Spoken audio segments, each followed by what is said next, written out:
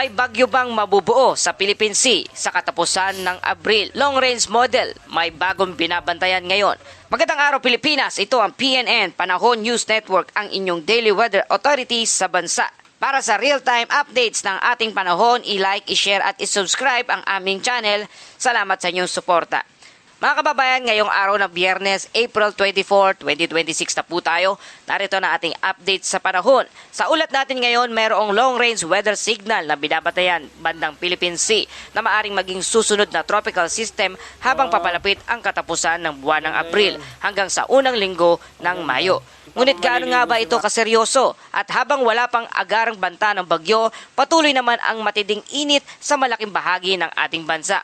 Habang may mga pag-ulan na posibleng maranasan sa ilang lugar sa mga susunod na araw. Mga kababayan, sa ating long-range weather alert, may binabantayan na posibleng pagbuo ng isang bagyo sa bandang Philippine Sea. Sa mga long-range forecast model, lalo na ang Global Forecast System o GFS, ay may senyales na posibleng pagbuo ng isang tropical system sa Philippine Sea sa pagtatapos ng buwan ng Abril hanggang sa unang bahagi ng Mayo. Ayon sa model forecast, may namumuong low pressure signature sa silangan ng Pilipinas. Maaring gumalaw sa bahagi ng Philippine Sea at posibleng lumakas kung magiging favorable ang kondisyon ng karagatan.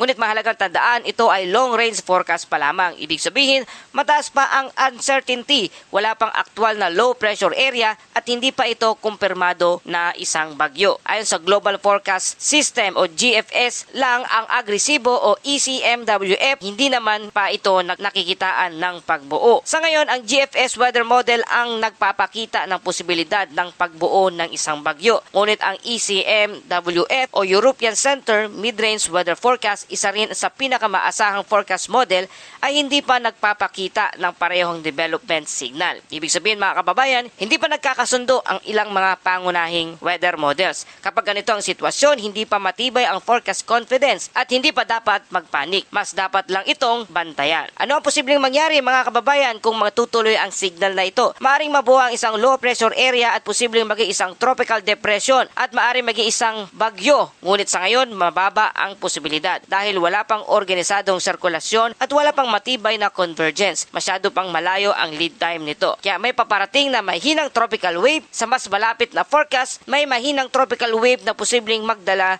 ng dagdag na pag-ulan sa lugar ng Visayas, Mindanao at Southern Philippines. Sa linggo hanggang sa Martes, posibleng magkaroon ng mas maraming ulap, scattered rain showers at localized thunderstorm. Ngunit malinaw sa forecast, hindi ito magiging bagyo at ito ay simpleng surge of moisture lamang. Habang pinag-uusapan natin ang posibilidad ng bagyo, ang mas agarang nararamdaman sa ngayon sa bansa ay ang matinding init. Sa maraming bahagi ng ating bansa, nasa 33 degrees Celsius hanggang 35 degrees Celsius ang temperatura ng ating panahon. Ang heat index naman ay mas mataas pa, lalo na sa bandang Metro Manila, Central Luzon at Visayas. Patuloy na nangingibabaw ang high pressure system, kaya nananatiling mainit at tuyo ang lagay ng ating panahon. Mga pag-ulan sa Northern Luzon sa mga susunod na araw, inaasahan sa lugar ng Cordillera Mountains, Cagayan Valley, Northern Luzon. Dulot ito ng trough sa hilagang bahagi at afternoon instability o terrain lifting. Ang mga pag-ulan ay localized at hindi malawakang pag-ulan. Mga kababayan, ito ang malinaw na mensahe ng forecast. May long range signal pero wala pang agarang banta dito sa ating bansa. Ang long-range model ay nagbibigay lamang ng posibleng senaryo at hindi ito katiyakan. Kaya sa ngayon, wala pang bagyo na namumuo o nakikita base sa ating satellite image at wala pang low pressure area na nakikita o nabubuo. At wala rin itong direktang banta sa ngayon dito sa ating bansa.